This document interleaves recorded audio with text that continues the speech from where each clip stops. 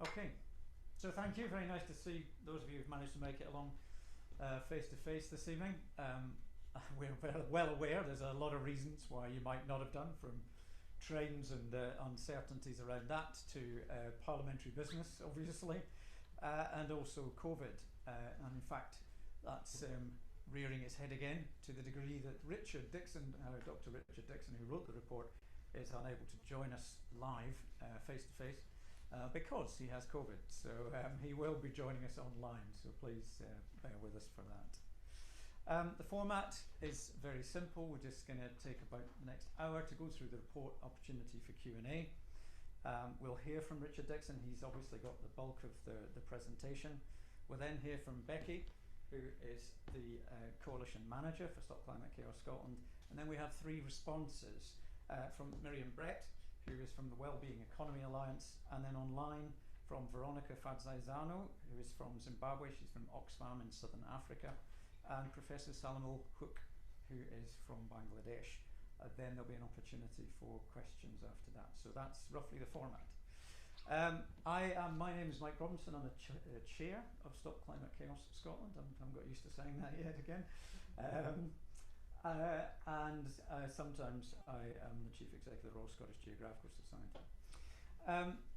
This evening really, of course, is all about launching a report financing climate justice. It's a critical issue. If we are serious about tackling climate change, we need to fund it. There's quite a famous quote that we should judge a government not by its promises and its rhetoric, but by its budgets. And if we don't finance it, it's not going to happen.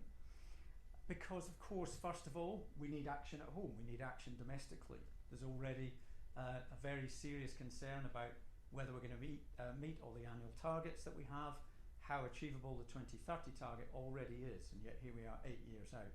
We really need to get behind this and back it properly. But ahead of COP27, there's also the whole issue around the support for adaptation and climate change justice.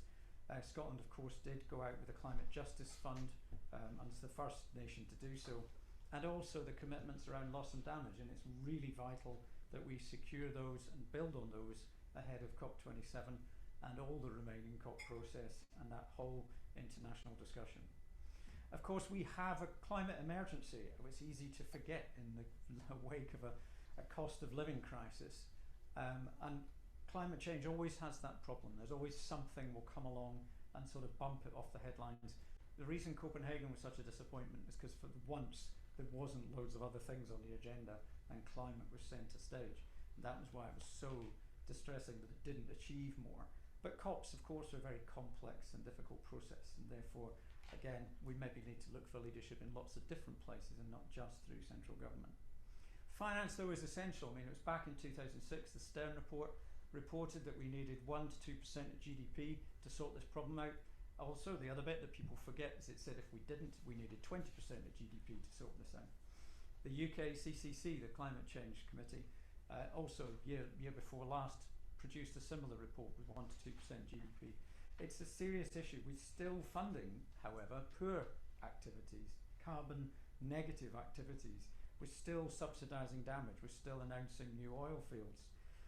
After 12 years of austerity and sort of unconstrained free market economics, we've wreaked havoc, and we need to change. We need to change the way that we're dealing with this, and we need to start charging the organisations that are actually damaging our planet.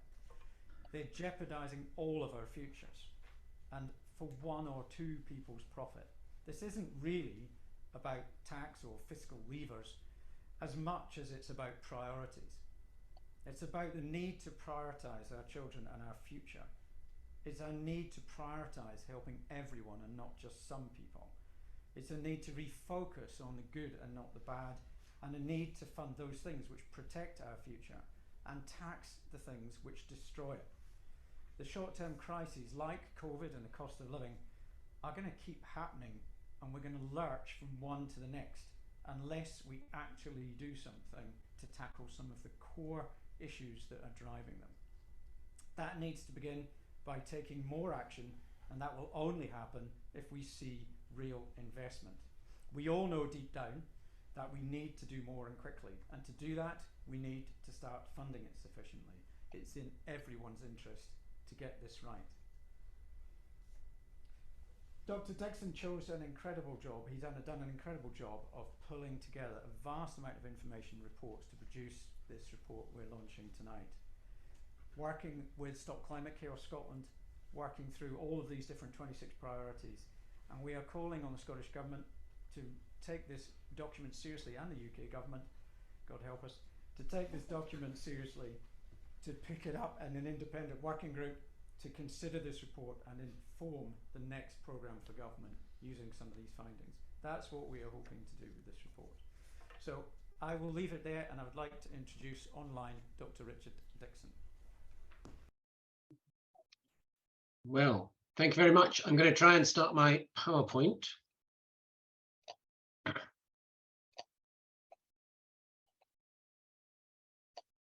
And I'm really sorry not to be there. I'm only 2 miles away, but the little red lines mean that I can't be with you. It also means I can't be there for the mingling afterwards for those physically in the room. So please do feel to get in touch with me. Feel free to get in touch with me now. Hopefully you can see that slide. So this report that we're launching today is not the last word in SCCS policy. It's a report to SCCS. And you'll hear after me from Becky about the focus of their priorities coming out of the report. So it's a wide-ranging report. It looks at fiscal measures, particularly looking at how can we use fiscal measures to drive behaviour change, and how can we fund the climate action that we need to make happen here at home, and how can we make a fair contribution to the international climate finance that's needed.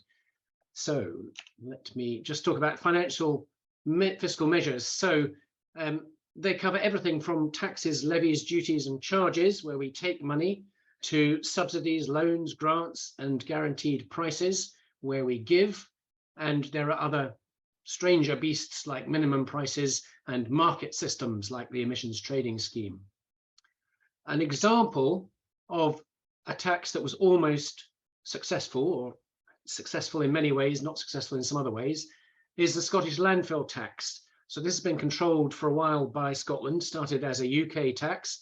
Not sure how much you can see on your screen, but there's a rising yellowish line, which was the price rising from 1995 to its current price of just over £94 for a tonne of waste arriving at a landfill site. And there's a descending purple line, which is showing you going from 15 million tonnes to 3 million tonnes of waste actually ending up in landfill. So a big success in terms of reducing the amount of waste that's gone to landfill. And because it was predictable, it was also very helpful in helping authorities plan ahead. So they knew that the price was going to go up. They knew they had to do something more sensible with their waste. Sadly, because other bits of policy didn't join up, what has partly happened is that more waste is now going to incineration instead of landfill. So instead of taking it out of landfill and sending it to recycling and repair and reuse, as we would like, it has mostly ended up in incineration, and with more incinerators being built. So a well-designed tax in itself, quite successful, quite predictable, that's an important characteristic, but because of wider policy failures, not delivering actually what you would want in the broader picture. So in this report, there are 27 recommendations, and the way that I came up with those was to work with the steering group of Stop Climate Chaos Scotland that was put onto this report. And we took a long list of 130 ideas, some of which were just 2 words on a post-it note at a meeting, some of which were very detailed. And we went through several prioritization processes, looking at how much impact they might have, how quickly they might deliver, whether they delivered on the polluter pays principle, and whether they aligned with climate and social justice. Some of them didn't make it into the list, but they're still mentioned somewhere in the report. But there are 21 specific sectoral and cross-sectoral measures, and they are recommendations for UK government, for local authorities, and for the Scottish government. Some of them are just about raising money. Some of them are just about changing behaviour. That might be business behaviour or individuals' behaviour, but actually most of them are about doing both. So we are in 4 different crises at the moment. The cost of living crisis, which is a fossil fuel crisis mostly. The climate change crisis, the emergency that we all know about, the nature emergency around the planet and at home. And of course, global poverty, which we sometimes don't remember to call a crisis because it's been going on for centuries and we largely caused it. So in the midst of those, we need to think about what we need to do to fund our bits cleverly to get us out of all of them simultaneously. So just to remind you about the Scottish climate emissions profile. Since 1990, emissions have about halved. So let's remember that today, or 2020, the last set of numbers, emissions were about 40 million tonnes. And the average decline there from 1990 was a bit less than 3%, obviously started slow, then declined faster. To meet our 75% target by 2030, we need to go at 7% year-on-year reductions, so much faster. The Climate Change Committee has already said that we are likely to miss all of their targets at 2030, as Mike suggested. And the Scottish Government itself has admitted that without further action, we're going to miss the 2030 target itself. So Scotland's climate crisis is a crisis of non-delivery.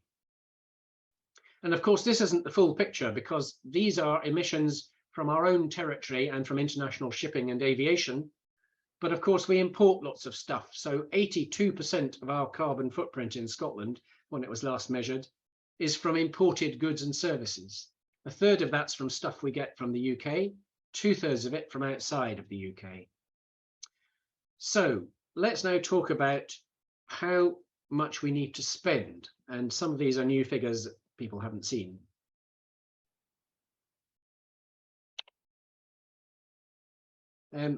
Someone suggests you might be able to see my notes rather than seeing the right thing. So I think I'll just continue, but let me know if you think I need to swap screens. So how much do we need? So first at home and then internationally to meet our obligations. In the current Scottish budget, there is a list of 2.86 billion worth of measures that are funded by the budget that the Scottish Government claims are to do with climate change. It's quite a mixed bag of things, and half of it is about rail infrastructure, but it would be quite hard to argue that investing in rail infrastructure isn't a pro-climate measure. So 2.86 billion, that sounds like a lot of money.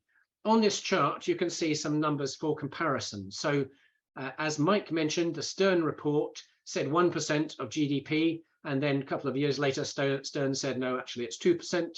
2% of our GDP is 3.4 billion.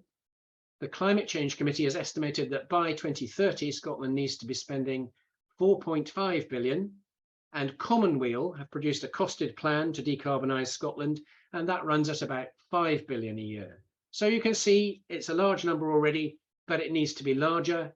And even if you didn't believe any of those numbers, the fact that we have committed a large amount of money, but we're still not on track to meet our targets, clearly says we need to mobilize more money. So that's at home. Internationally, let me run through these two things carefully because they're really important. There was a commitment made at the climate conference in Copenhagen. As Mike mentioned, it was a desperately disappointing conference. And at the last minute, world leaders tried to pull some sensible things out of it, or at least look good going home. And they came up with this very made up number of £100 billion a year that would be available from 2020 to help lower income countries. And it hasn't happened. They now say it might happen by 2023. There's a discussion going on which will come up with a larger number, which is more like what's really needed. That will perhaps happen by 2024. But Scotland's fair share of that 100 billion, remembering it's not really 100 billion because it's not enough, is 450 million. There's also a very lively discussion, which has not yet translated itself into money, about loss and damage funding. So loss and damage, this is about not reducing emissions. It's not about adapting to rising seas. It's about coping with the things that have been irrevocably destroyed. So livelihoods, farmland that's gone, etc. So there's a very lively discussion. It was lively in Glasgow, but it didn't make any progress really. It will be very lively in Egypt. And again, using the same kind of methodology, looking at our fair share based on our historical responsibility, our ability to pay, our state of technology, etc. You get to a number of about £1.9 billion a year by 2030. So if those international agreements are actually signed off and there is a fund created for loss and damage, that's likely to be about our contribution. So Scotland needs to mobilise to do our fair bit for international climate finance, £2.3 billion a year. That's 1.4% of our current GDP. And that's, of course, on top of existing international aid. Now, at the moment, of course, all international aid is a reserved matter. So all of these numbers are the responsibility of the UK government to pay them for us. Should that change, should that responsibility be devolved to Scotland for international climate commitments, then we would have to pay that. Should we become independent, we would have to pay that. So those are the kind of numbers that we're thinking of. Let me just remind you what the Scottish budget looks like. So this is the budget for this year, subject to some change at the moment, about 43 billion. As you can see, the largest bit of it, a bit over half, comes from the UK government. So that changes from time to time. We have rather little control over that. And the UK government, as well as giving the block grant to the Scottish government, also spends some money directly in Scotland on a range of things, from pensions to weapons of mass destruction. And you can see income tax is there as a third of it. Land and building transaction tax is there, important but quite small. Non-domestic rates or business rates are collected centrally by the government, but then they're given back out to local authorities. So they're not really spent as part of the Scottish budget. And you have to remember that before you look into this budget and look for money on climate change, half of this budget is already committed to go on health and social care. So there are lots of demands on this money. Climate is only one of them. So let's get to the recommendations. So starting with the strategic recommendations, and I will have to whiz through some of these quite quickly. The cost of living crisis is something we need to deal with quite urgently, quite obviously. But the measures we use to do that should be the ones which are also climate measures. So if you were the UK government, you should be spending money insulating people's homes. You shouldn't be going back to fracking. You shouldn't be pretending that nuclear is quick or cheap. So sadly, we're going very much in the wrong direction on that. But that's a general conclusion that cost of living measures to address cost of living crisis must also be the ones that head off future crises and address climate change. Two things that we built into our analysis when we were having a steering group discussion, and which are really important to the report, is that any measures you come up with should be based on the polluter pays principle. So those who are creating most climate damage should be the ones you go after for some money. And also equity, to build in social justice and climate justice. Equity has got to be a big consideration in the measures that you come up with. And then finally, something that's really very obvious, but which we haven't really talked about before, but is really important. We're in a climate emergency. Climate change is a national priority, just like the NHS and social care are national priorities. Like those big priorities, we should be funding it mostly from central funds. Where we have specific taxes, like the landfill tax, that should be designed to bring about behaviour change. That can be really useful, can be really important, but it's more about behaviour change than raising money. If it raises some money as well, that's fine, of course. But general taxation is the pot we should be thinking funds most of these big numbers that we saw earlier. So the second set of strategic recommendations, where we have an environmental measure, the revenue should generally be hypothecated, that is, spent on something relevant to the tax. And a key example of this is the workplace parking levy that is in Nottingham. Been going for a decade. It charges people for parking at work, or it charges the employers for having parking spaces. And that money has gone into building tram lines and supplying electric buses. So people can see why they're paying money, they can see where it's going, and they can benefit from that. So that helps to sell a measure when you can see where it goes. That's why hypothecation is a useful tactic. Trading schemes can be slow and they can be somewhat dodgy and not deliver exactly what you thought. So if someone suggests a new trading scheme to you, you should treat that with big caution. Okay, so now we're going to look at the cross-economy measures. But just before that, I wanted to reinforce this point about the polluter paying. This is the UK population in 2015, the carbon footprint per person by income grouping. So the first bit is 50% of the population, you have a carbon footprint of about 5 tonnes a year. The second bit, the mustardy coloured bit, is the middle 40%. And they have double that footprint. And most of the people in the audience are in that group. So you have double the footprint of the low income people below you. And at the top, we have the top 1% with 5 times the middle grouping's carbon footprint. That's also useful to notice that top tier, because it's very small and because they're very good at avoiding tax, it's quite hard to squeeze money out of them. And in Scotland, that top tier, the people who earn over £150,000 for income tax purposes, there's only about 20,000 of them. And so your immediate instinct might be to say, well, all those rich people who have high carbon lifestyles, let's squeeze billions out of them. But sadly, there are not billions to be had. Okay, so the cross-economy measures. I'll go through these quickly. One is obviously income tax. And in our presumption, we're saying that income tax should be coming from the middle and higher earners, not touching the basic rate people. And that can raise you about £500 million a year. Very useful sum of money. We should also look at replacing the council tax. Lots of complaints about council tax and how unfair it is. And the aim there would be to tax wealth better. So council tax is a proxy wealth tax because it taxes property value, but we'd like something which is much more targeted at local wealth. And that would be a local tax that could, if it replaced council tax, it would have to bring in 2.5 billion or more to be an adequate replacement. So we'd hope for more.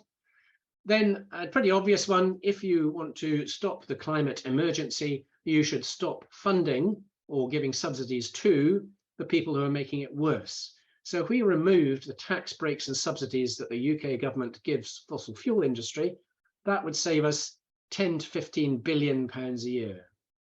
Obviously, that would happen over a period, and communities and workers would need to be cushioned in that transition, but that's an obvious place to start making a very rapid change. And if we didn't very generously offer to pay for the decommissioning of all those structures in the North Sea, that would save us another 18 billion pounds over some decades. And the final one here is a carbon tax. Carbon tax is a very pure form of the polluter pays principle, but it would need safeguards, social safeguards, so that it didn't have unintended social consequences. But well worth looking at. And then the final set of cross-economy measures. Public sector pensions, there's about 1.2 billion, which is currently in fossil fuels. And so we could instead have that 1.2 billion going into investing in social housing, public transport, green infrastructure in this country. A useful pot of money currently helping fossil fuels could be helping us in Scotland. Procurement, the public sector spends about 13 billion a year on stuff, buying stuff and buying services. If it did that 25% more climate friendly, that would save us 2 million tonnes a year. So that's 2 million out of our current 40. So that's definitely worth having. And a sustainable wealth fund. Norway has its sovereign wealth fund, the biggest wealth fund in the world, national state wealth fund. And we have an incredible richness in renewables. Let's remember that it's our wind and it's our waves and it's our sunshine, which companies are making lots of money out of. So why don't we gain some of that in a fund which we can spend on good social measures? Now I'm going to move on to sectoral recommendations. So there's 8 sectors and each has 2 measures. The first one is energy, and the first one is an obvious one about windfall taxes. The UK government has imposed a windfall tax on oil and gas companies. It's quite small, and there's a big tax break. So if you go and look for more oil and gas, you will get a tax break. So it's an anti-climate measure. So that needs to be turned around. And the next one is about helping communities engage with low carbon heating systems. These are going to be really important, but it's vital that we make sure communities can be part of doing that. In buildings, 15% of our energy use is in buildings, heating them, making hot water, lighting them. So these two are both about doing what the Scottish Government is already doing, but doing it bigger and faster. So zero emission standards by 2030 for all homes in Scotland, and heat pumps installed in an even bigger way than is currently planned. Public transport, so free public transport, buses and trains anywhere in Scotland. It's quite a small carbon saver, 500,000 tonnes a year, but big social benefits in terms of transforming the way people think about transport and the way that people have access to jobs and services. And introducing workplace parking levies in our larger urban areas. Glasgow and Edinburgh already planning to do this, but if we did this more widely, we could be raising something like £70 million a year for public transport and active travel. Business and industry, so linking business rates, non-domestic rates, to a business's carbon footprint. And even if you only did the first step of this, that would be to get every business in Scotland, small or large, to be thinking about its carbon footprint, understanding what its carbon footprint is and what it might do about it. And then the second one is about the UK emissions trading scheme, which replaces the European emissions trading scheme. And I'm just coming to the end. So this scheme needs to go faster in Scotland because we have tougher targets. We also need to take out the £250 million free allowances that the oil and gas industry gets every year for this scheme. In waste, extended producer responsibility schemes are about making the producer responsible for dealing with their products, and pay as you throw is about making the householder think about whether they put something in the domestic landfill bin or whether it goes to recycling or something even better, and indeed whether they reduce the amount they buy. I'm going to talk about land use emissions very briefly, but this is just to stress that we often forget about land use emissions because the figure we see is a net figure. Because some of the land is absorbing carbon and some of it is letting out carbon, the net figure is quite small, but actually land use emissions are bigger even than transport. So what we do with the land of Scotland is really, really important. And two proposals here. One is a carbon emissions land tax, a proposal from the John Muir Trust, supported by the Climate Assembly. And this is about taxing people who don't manage their land for emissions reduction. So an incentive to do better at managing your land for carbon reductions, which could save 6 million tonnes a year once it was up and going. And reforming the woodland grant scheme to maximise the climate and nature benefits that we get from that. And then finally, in the sectors, reforming agricultural subsidies. What's replacing CAP is £600 million a year that we pay for farmers, and 70% of the emissions in this sector are about rearing livestock, so it's mostly about that. Most farms wouldn't survive without a subsidy, and there's an agriculture bill coming. So this is the opportunity to, again, maximise the benefits for climate and nature. And a levy on nitrogen. It's 60% of the nitrogen oxides that are emitted from Scotland come from agriculture, and it's the third most important greenhouse gas. So finally, how do we take this forward? Well, the proposal in the report is for the Scottish Government to create a short life, and that's important, independent working group, which looks at these ideas and reports to ministers and feeds into next year's programme for government and feeds into the process which is creating the next climate plan. And there's some ideas for who might sit on such an independent working group just there. And of course, we've got COP27 coming up next month in Egypt. And if the Scottish Government were able to stand up and say, we have created this group and we are looking at fiscal measures and how they can contribute at home and internationally, I'm sure that would be very warmly welcomed. Thank you very much.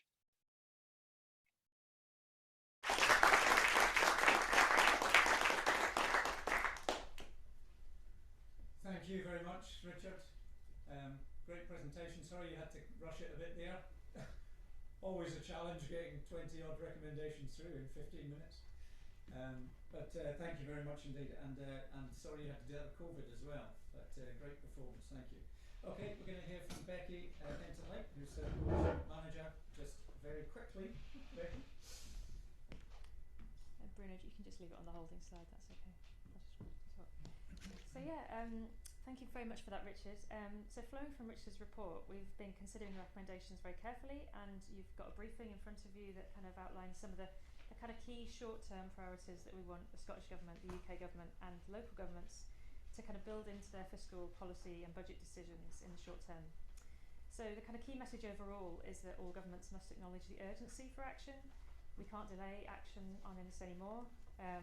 more emissions targets will be missed, the cost of meeting them will continue to grow, and alongside this our responsibility for compensation to impacted communities in the global south will also increase.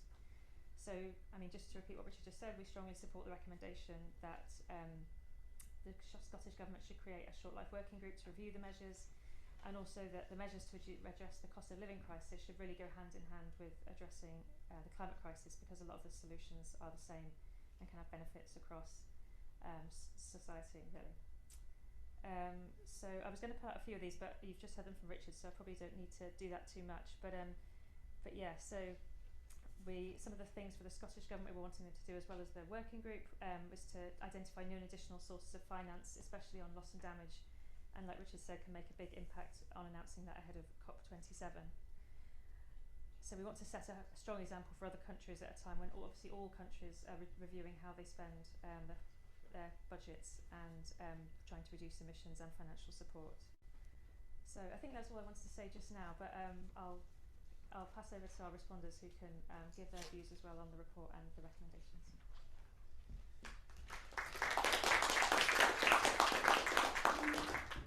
Thank you, Becky, and for your brevity as well.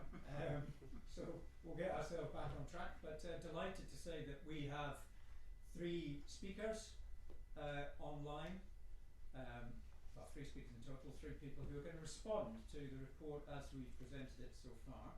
The first, I'm delighted to say, is Miriam Brett, who is a research fellow at the Wellbeing Economy Alliance.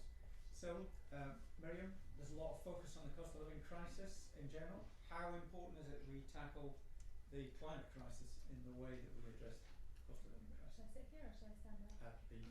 Whatever you're most comfortable. Thanks so much. It's great to be here.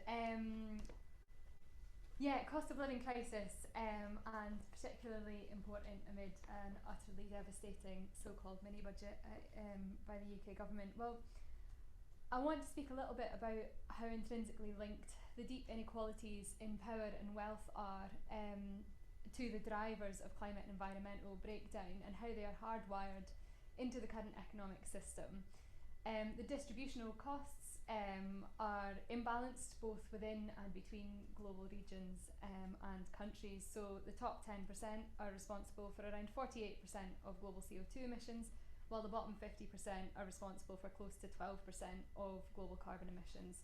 And that's true in the UK as well. The richest 1% in the UK produce around 11 times the carbon emissions of the poorest 50%. So we see really stark imbalances there. That's replicated in consumption patterns as well. So lower income households and marginalised groups who contribute the least to the climate and environmental crisis are left facing the disproportionately facing the negative consequences of it. And the cost of living crisis has shone a spotlight both on the deep inequalities and injustices hardwired into our economic framework, and to the volatility that arises as a result of our continued reliance on fossil capital. Stats prior to the mini-budget showed that 72% of Scottish households could fall into fuel poverty as of next year. Where I'm from, in Shetland, that figure is 96%. The threshold for people to avoid fuel poverty in Shetland is £104,000 a year of income. So pretty much means every member of my family and everyone I know. So the crisis is incredibly stark, and particularly in rural Scotland. But the problems with our energy market didn't start by this crisis. It didn't start with it. It's just served to, yes, you know, there's new volatilities exposed through this, but what it's served to do is highlight deep fractures in our energy system. And the current approach to the ownership and operation of our energy companies points to deeper systemic failures of a privatised energy market and its implications on energy security and supply, as well as exposing the sheer volatility and costs of our continued reliance on fossil fuels. We did some work at a think tank that I was a director of research at on oil and gas companies and the profits that they've reaped in. BP and Shell have remained profitable over the past decade, and during that time they've spent tens of millions of pounds on shareholder payouts while receiving hundreds of millions of pounds in tax benefits. We'll also all have seen the headlines from BP and Shell in terms of their extraordinary colossal profits that they've been raking in. And importantly in this, and Richard's report rightly highlights the need for a windfall tax, and one that doesn't have a caveat of an enormous investment allowance break. But interestingly as well, the UK government's definition of fossil fuel subsidies is, we'll say, creative, to be generous. It doesn't actually fully include, it's not fully inclusive of tax breaks and tax supports. And the research that we carried out at Commonwealth showed that since the Paris Agreement, in the 5 years following the Paris Agreement, tax support to fossil fuels in terms of consumption and production domestically haven't fallen very drastically. They are around 12 billion on average annually, and they're not falling drastically. So there's a real need here to actually fundamentally rewire the tax system so that it both is geared towards redistribution of wealth and power in society and environmental and climate sustainability. And in addition to oil and gas firms, and I just want to touch upon the need for public ownership in this as well, because I think it's important when we're looking at the tax system to understand how much is being extracted by shareholders and by profit-driven incentives in our energy system amid the current cost of living crisis. So in addition to oil and gas firms is the big six energy companies, that is British Gas, EDF Energy UK, E.ON UK, npower, Scottish Power and SSE. So the big six have paid out the equivalent of 82% of their pre-tax profits and dividends over the past 5 years, while their effective tax rate has been just 13%. That's even lower than the 19% corporate tax rate, which is scandalously low to begin with. And so just to also highlight the need for public ownership, I think it's increasingly clear that the current approach to energy ownership is failing. It's failing consumers, it's failing workers, and it's failing for energy security. And taking energy back into public ownership can be key, not least to reinvest in that money that's currently being extracted by shareholders back into the public purse, but also key to harnessing a more state-led operation of creating a resilient and comprehensive just transition, accomplishing better money and value for consumers, and more and better paid jobs for workers to actually enable us to have the renewable energy infrastructure that the UK so desperately needs. And just finish, I know it was only 5 minutes, so I'll just finish up by saying that the fossil fuel era has been so centred on deep concentrations of ownership and on extraction, both with regards to climate and environment and also to communities. And what this crisis does is present us with an opportunity to reimagine our approach to energy and fundamentally shift the value system with which it's centred, ensuring that infrastructures are geared around sustainability, that are hardwired to generate shared prosperity, and that are actually managed democratically as well. I'll finish up there. Thank you.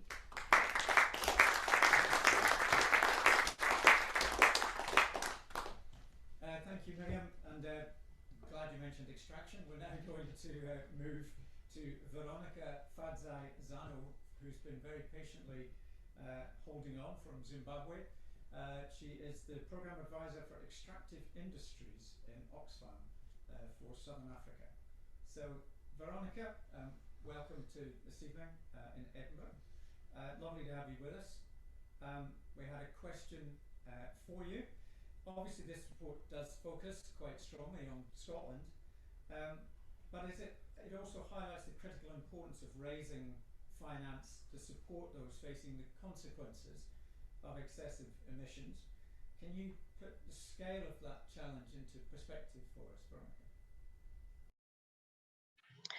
Thank you so much, Mark, and also thank you so much to Richard for that very detailed briefing in terms of the incredible research that has been done, which is really, really relevant to a region like ours, which is Southern Africa. Importantly, the discussions over the years has been the important and the urgency needed in terms of addressing the climate action.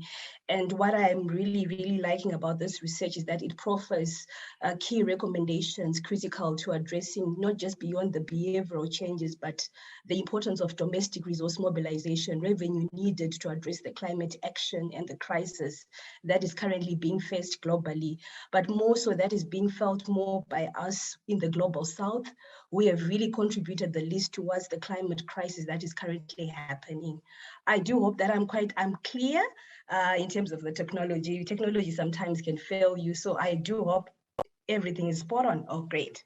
So this research for us is really, really very relevant and very opportune for us because, like Richard did mention, the countries that have really been at the forefront in terms of leading us into this climate crisis, these are the rich and high polluting countries, industrialized countries, really have the commitment and have the obligation to address the crisis that has been caused.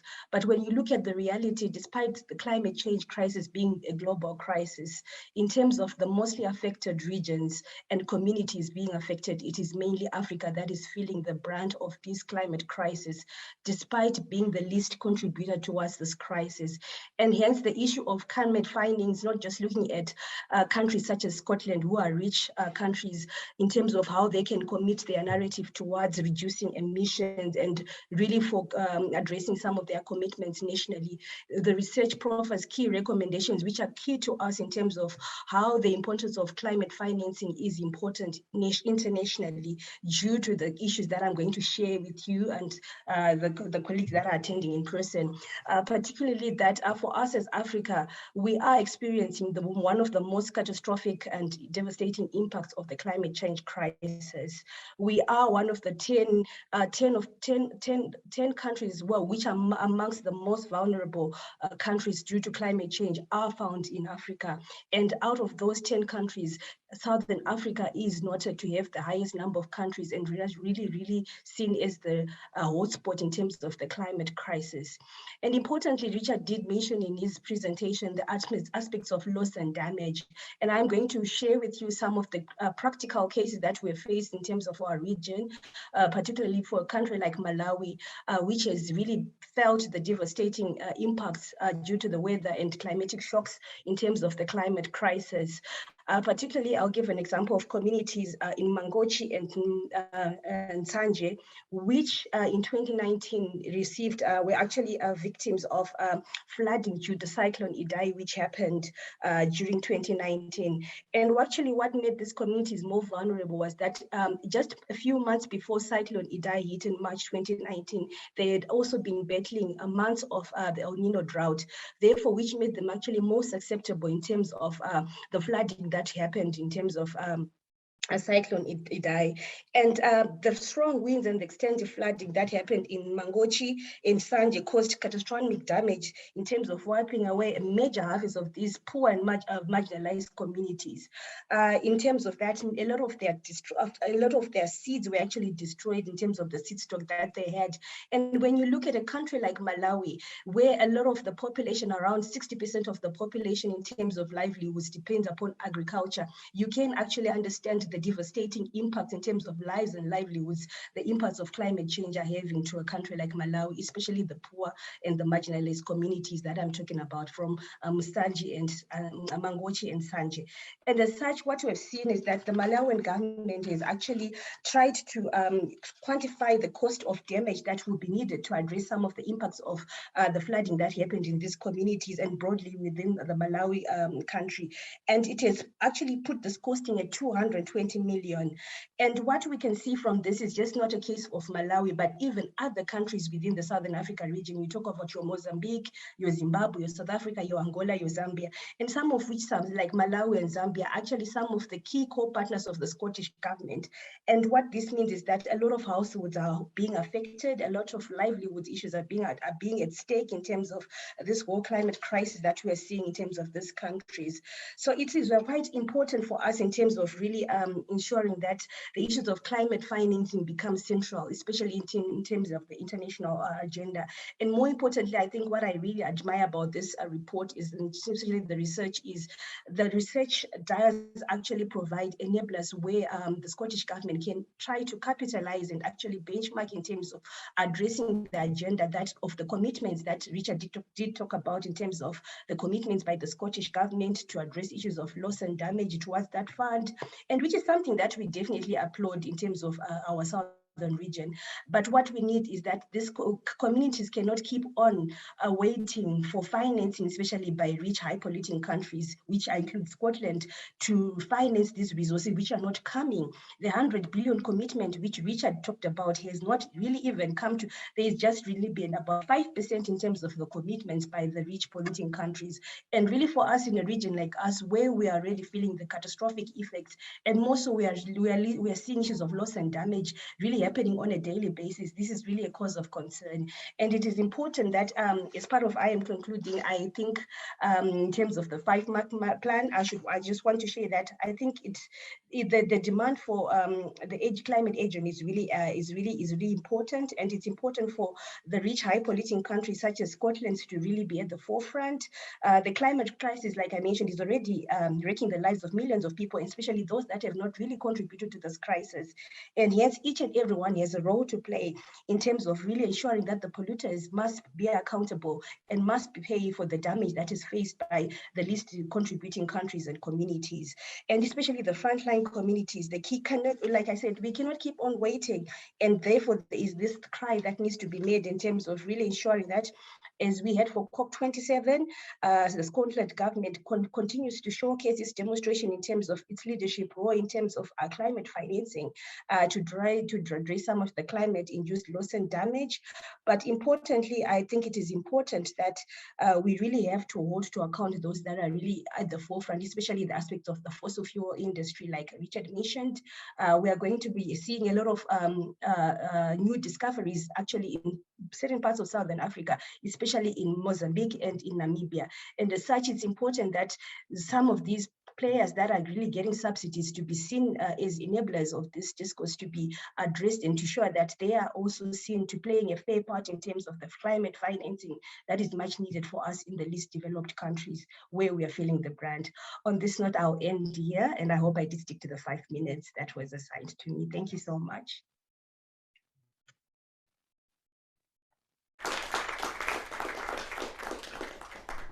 Veronica, thank you so much. That was fantastic. Great to get your input there. I'm delighted also that we are joined by Professor Salimul Hook, who is the Director of the International Centre for Climate Change and Development in Bangladesh. I've had some tech issues and unable to join. He's not able to join us. So that puts us back on track. I'm very sorry that we're not joined by Professor White. Okay, so we've still got everybody else online, so what we'd like to do is open it up to Q&A. If anybody online has any questions, please put them into the chat, and Bruno will sift them and try to get them through to the panel. And if anybody in the audience has a question as well. My first question then, I think very quickly, just to get us started, is to all of our panellists, how useful is it then that nations like Scotland and the UK show leadership, and how can we use a report like this ahead of COP27? So I'll start, Miriam. Great. Yeah, in terms of the need for rich nations like Scotland and indeed the UK to rapidly decarbonise and do so in a way that's just not just with regards to our own borders, but also creating a more collaborative approach to a just transition internationally. There's an enhanced onus on us to do so, both in terms of our colossal historic emissions intrinsically tied to a legacy of colonialism and slavery, and also with regards to our current high emissions as well. We're the second largest oil and gas producer in the UK just now, and so there's an enhanced onus on us to rapidly decarbonise. In terms of actions heading up in the run-up to COP, just to add to a few things, because I think it's brilliant to see so much emphasis on loss and damages, and that's covered really comprehensively in the report and in the fantastic talks. But just to note as well, in terms of actually freeing up fiscal space for global just transition, one of the kind of most impactful things that could be done on an international scale is the creation of an independent debt workout mechanism that actually is genuinely independent from vested interests, i.e. creditor nations like ourselves, but also international financial institutions, to actually look to, at a large scale, restructure debt, have, create debt relief and debt cancellation for particularly for countries in the global south, because what we're seeing is countries locked into cycles of debt that's often, we have an integral role to play in that as creditor nation, and through our role in the International Monetary Fund and the World Bank, and actually look to the creation of an independent debt workout mechanism as one of the kind of key levers that we could do to tackle the issue of lack of fiscal space for a just transition. I'll just also add, in terms of what we should bring to the table, again, and I'm a wee bit biased here because I used to work for Watchdogs, the IMF and World Bank, but the language of sustainability is being very, very well captured at an international level by kind of being propelled forward in a way that actively deepens financialisation and harms deep felt inequalities. And so I think shifting away from a lens that's actually rooted in financialisation, that's rooted in an approach to achieving the Sustainable Development Goals by bringing in BlackRock and Vanguard to save the day. They're not going to save the day. That actually looks to what a state-led just transition would look like and how we can actually free up fiscal space to do that through genuine loss and damage funds, through climate reparations, through debt relief and restructuring and cancellation would be a much better approach for that, and I think that's something we could take to COP.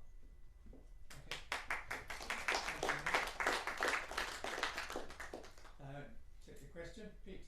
Yeah, no, I agree with Miriam that debt cancellation is a priority and long overdue, but I'd be really interested to hear from Veronica about what mechanisms Scottish Government might invest the sort of sums of money that Richard was talking about in his presentation. Because it does seem to me that we have people are more interested in investment, I think, than they are in aid. But investment historically has come with very tight strings, very high interest rates. And I'm wondering whether vehicles like Scottish National Investment Bank, which in theory has climate change mitigation at the heart of its mission, working with domestic financial institutions in other countries can provide zero interest or negative interest rate loans that provide investable things that are geared towards climate and people. So I'm just interested in, even if you could get that money in the Scottish budget, what's the mechanism by which that money might do the most useful work?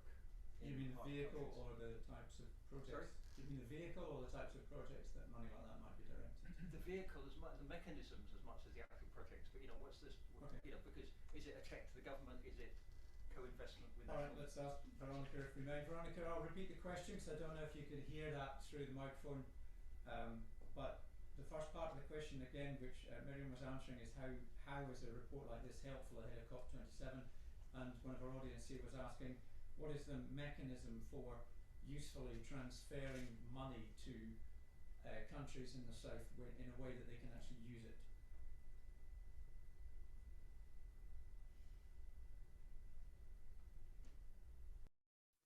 All right, thank you so much for those very great questions.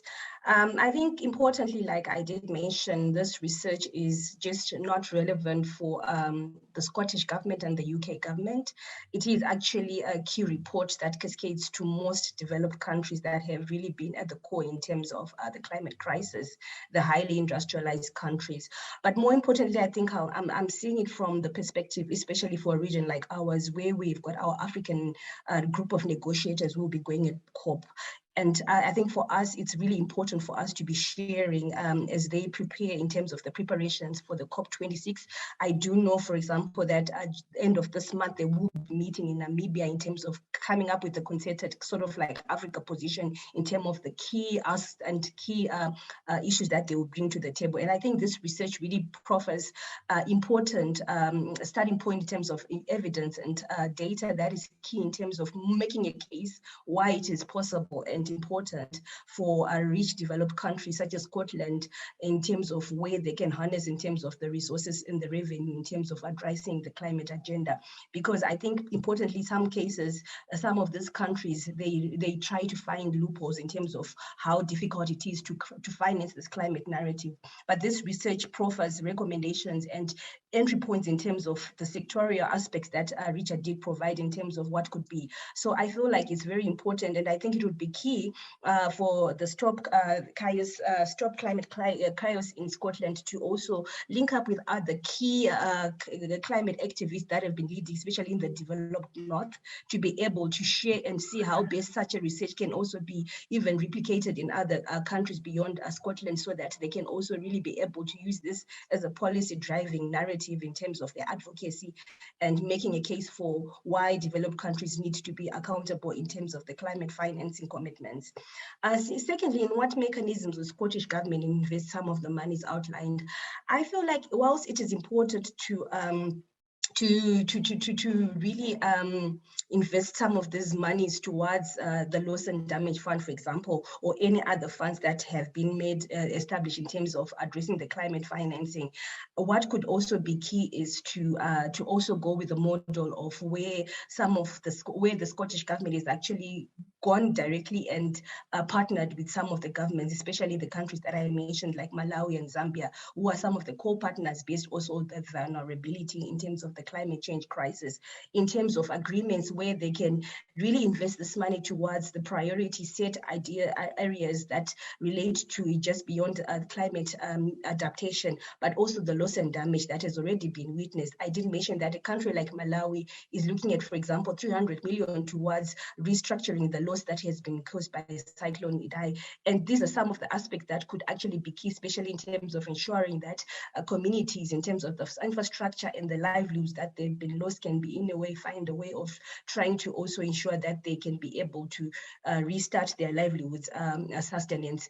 But importantly, I think it's also, I do know that, for example, the Scottish government has been very key in terms of supporting projects such as renewable energy. And these are very key when you look at a region like ours, where there's in Africa energy access poverty. So critically, whilst loss and damage is important, adaptation as well as mitigation still remain key, especially for a region where most of the poor and marginalized are still using dirty forms of fuel. It's important that as we talk about the energy transition, that first of all, there's this holistic approach in terms of addressing also the energy poverty that a region like Africa and Southern Africa is facing.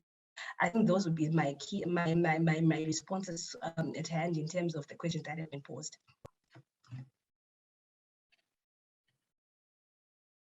Don't have any lots of questions online. No. Okay. So what I'm going to do, I'm going to suggest very quickly, Richard, I'd just like to bring you back in quickly. Anything else you'd like to stress? You've taken time out from your sick bed to come along. I have to say you do look very rosy. Well, thank you very much, and that's really useful contributions, particularly from Veronica on the polluter pays and how important that is internationally, and that discussion, and very humbling to think that this report might feed into a bit of the discussion about the position of the Africa group, but if it's useful, then I'm delighted. And Miriam highlighting public ownership, so I didn't bring that out very much, but there is an important bit in the report which talks about public money versus private sector money, and the obligations, both the 100 billion from Copenhagen, 100 billion a year, and the loss and damage fund is likely to be about mobilizing funds, and an expectation is that some of that will be private money. And of course, the record of private money contributing to climate change action has been very poor, so the report is pretty skeptical about that. But a step beyond that is actually taking back some of those sources of income and putting them in public ownership. So that's a theme that's in there, but perhaps not as strong as it might be. And oil and gas subsidies, thanks for mentioning that as well, Miriam. That's I remember having a meeting with the Oil and Gas Authority, as they were at the time, and they were very touchy about any mention of the subsidy word. And it's because there are international tables of subsidies produced by the OECD, and the UK always has the biggest subsidies, and also comes out ranked as the least transparent in terms of the money it's giving to or giving back to the oil and gas industry. So they're they really don't like them being called subsidies. So let's keep doing that in a big way. Thank you.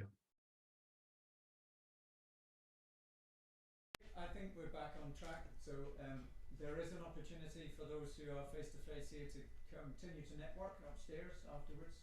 For all of those that joined us online, thank you. I'd like to thank Richard, of course, for the report and also for his presentation. To thank Becky, Miriam, Veronica, and even Salomon, who didn't manage to make it. Also, Bruno, Nick, Shannon and Morag for all the work behind the scenes. Can I thank Oxfam and Skiaf for putting money into this report, and can I encourage all of you to help get the findings out. Please take it seriously, think about it, work out how we use this report. Clearly there's a very obvious call for a short life working group on the back of this. We would clearly like to see that set up. And we also, I think the other strong message that comes out of this is, yes, the cost of living crisis is awful, but we absolutely need to make sure that we're also taking the win-wins that tackle the climate change crisis at the same time and biodiversity crisis at the same time, or we're all going to lose in long term. So, on that cheery note, thank you everybody for coming along, and yeah,